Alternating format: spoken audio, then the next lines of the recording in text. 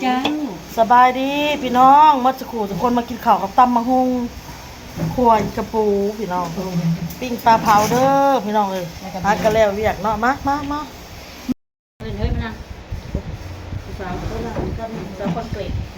ตำอยู่มาแจกกัน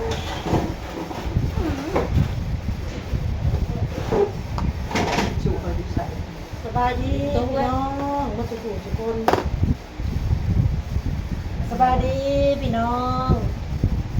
สบายดีแต่นางมันนี่แล้วก็อ้นพี่น้องเลยมากระล่างของน้ำแล้วมาข่าวน้องปัดแล้วพี่น้องเนอะ แล้วก็สามแม่ครัวปลากระป๋อง3 เม็ดกลัวนี่ ใส่แล้วปูออกมาแต่งงานเอาตำมะฮุง เลิกพี่น้องกินตำหมูหูกับ กระป๋า ปลากับปูค่ะพี่น้องกินกันเต็ม จะหน่อยพี่น้องทั้งนอกพี่จะไปอย่างเนาะพี่น้องทั้งนอก นะลืมว่าเขาคือเขาติดนั่นไปเลยดูเขานะ เลยน้อยหนึ่งร้านเลย โอ้ที่เขาบ่ลูกเอาปิ้ง โตโน่ เอาโต้ จะโดนเจอกับพี่น้องนะจะเดินน้องมาเจอ นี่มาชอยเรียกเรื่องกันพี่น้องเมาแล้วเรื่องมาหอมไปคอหอมไปคอแล้วไปเนี่ย พี่จะได้หรือไม่ทัน เด้อ ของไปฟ้องแล้ว คือแบบผมกับผ่าเรียกเรื่องนี้จะไหวใจดูสิสองเนาะก็เขา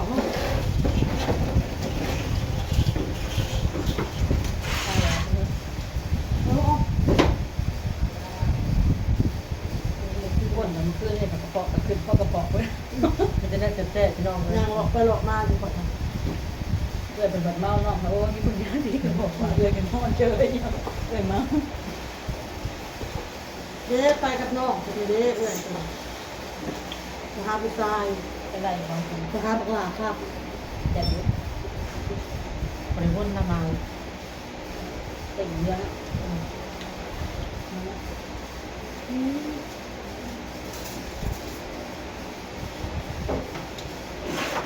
ว่าเราติดอย่างเดียว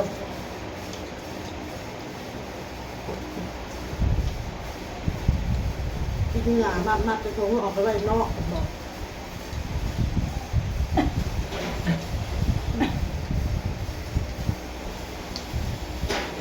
ลากของลากมาก็เล แล้ ยว เราดูออกไปมีคนร้ายเลยมีบลอดทีเดียว จะบาดเลยนี่คือคำสั่งคุณว่า หูแล้วคำสั่ง ก่อนได้ก็ก่อนนะ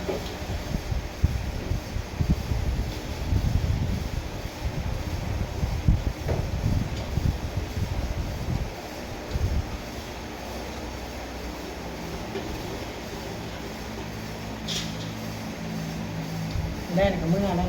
มาโทรมา เนาะ ไปดำนา เดี๋ยวด้านหน้าดีเขา จะดำมือวันนั้น น้องเดินด้วยเขาช่วยเนาะ เนี่ยด้วย หน้าคนสื่อกันได้เคยไปดำหรือเปล่า ใช่มานั่งเลยจะนั่งอะไรปูอันนั้นแหละ ศึกษาแล้วฮะน้องแม่ในวันฮะก็สวยเลยแล้วเปิดกินเห็ดยาแล้วที่แม่ก็เป็นกันเลยเราได้เป็นไงนะครับ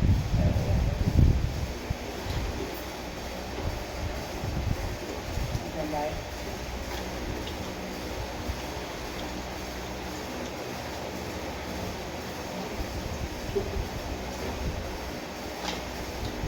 มาคุมบ้านหมา ตอนที่ก่อนนะ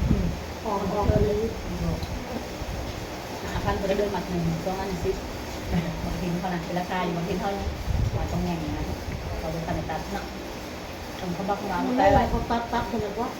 เขาไปเก็บไปคงไว้เนาะ เก็บไว้แก้ไว้เนาะเนี่ยประตูไว้ มีติดหนาวเมื่อแหละเลยมาส่ง เดี๋ยวฮะ ต่อแล้ว เราเชื่อมือแรกนะพอถึงแล้วมันเลยมันสีแดงพอจะถึงเมื่อนะดูเช้าบ างครั้งเจ้าก็ไปร่วมงานที่เจ้าก็จะมาเขาบ่ได้มีเวียกอย่างไรก็คือว่าเป็นแก่คนออกคนกลับ เพื่อนแล้วอายุอันหนามันเรื่องเด้อเกิดแล้ว เลยเลย เรื่อง คื เกิ อ ด มา มา เดี๋ เดี๋ ย ยว ว นี้ มาแล้วกันดีที่นั่นเลย เมืองแรงนี่ ขับตาม ฮะ ไปทำงาน มาส่งมันแล้วเอาแล้วมาส่งมัน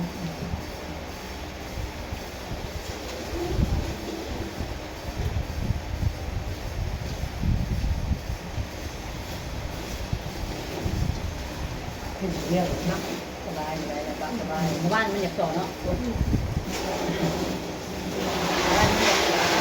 ลูกโจ้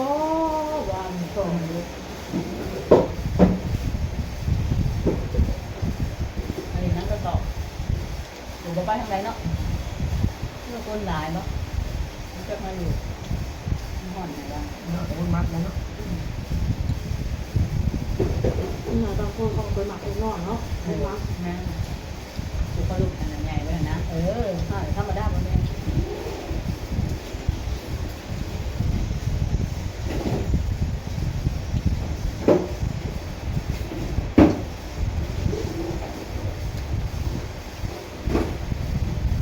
เป็นตระกูลให้ตรงนี้การกิน ว่าเพื่อนรับจ้างมันมา ต้องใช้ เราละการก็แล้ว ขายบอลตำบอลคืนบอลอื่นเขาจ้าง300,000เขาเลยเขาได้คนบางคนบางบ่อนเขาโต โอเคกัน หน้าก็ถึงได้ไว้นะ กินเองกันต้องเป็นเรื่องใหญ่ไม่ได้หนาต้องตาม ตั้งแต่หนาต้องแจ้ง ต้องน้ำอุ่นมา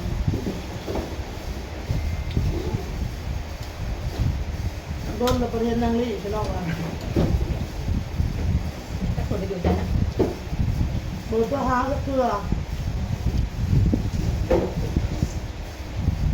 มาจะหาลูกไปเลย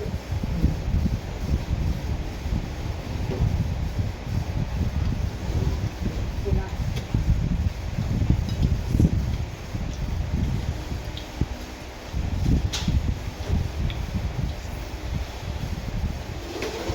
น้ำเก็บเลย เอ๊ะไปไหน มันจะพาเงินดูดูหลังร้ายมือกัน ก็ได้เฮ็ดพ่อบอกว่า นี่ละโง่นี่แหละ น้ำมันก็เลย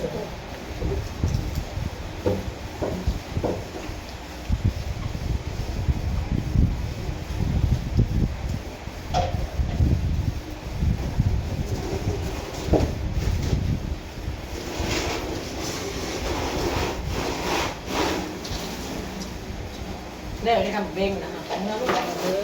มันคุยนอนได้กันได้ ทำเป็นทำงาน แบ แบบ บ คุณเอาตอนคุณก็ทำจังหวะไปกันแล้ว คนงานเบ็ดก็งานเลย มันไม่เห็นคนงานประมาณ8แต่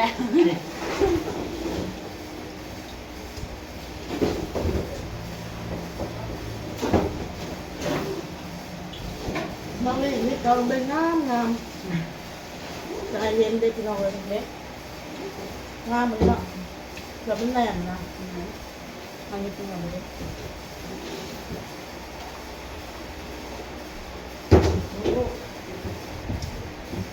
ว่าตัว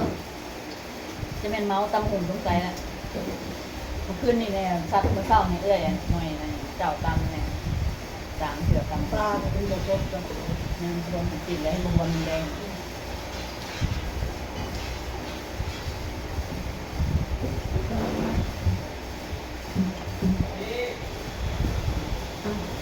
พ่อ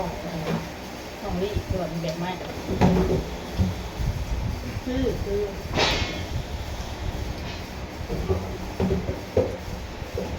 มันจ้างเลยมันจ้างเนาะมันฟ้องไปมันบอกโอ้เบ็ดมันตัดแล้ว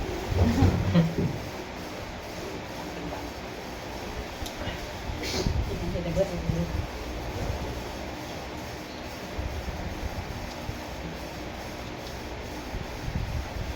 คือเรียนอยู่ฟ้องไป ใช่ ที่เราที่สาวเนี่ย ปลาอยู่คืนเป็นกันที่ไหนอ่ะ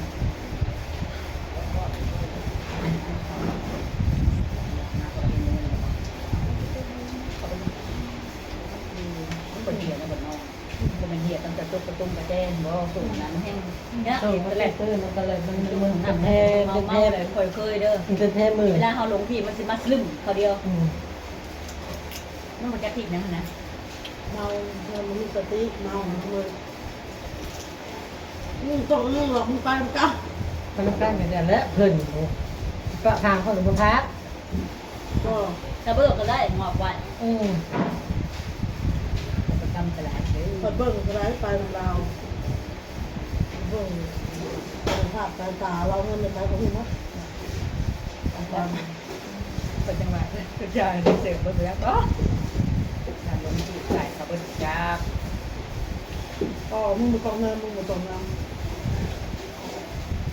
เราเงินเราหลอกมามึงมาตองเงิ แต่ น ว่าโอ้โหในประหารแน่ไหนปุ้ยนี่ก็อยากจบมันจบเอาเงินก็ได้ แต่ว่าเขาก็เป็นยังดอกยามันเหี้ยมันยังขนาด เออ เมามันแบบ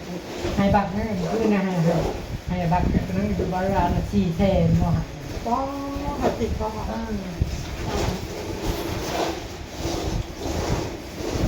ไปแล้วพี่น้องคือก็มันเลย ตัวนี้เลือกเอา มัน กั ก็ น ได้ พี่แดง เ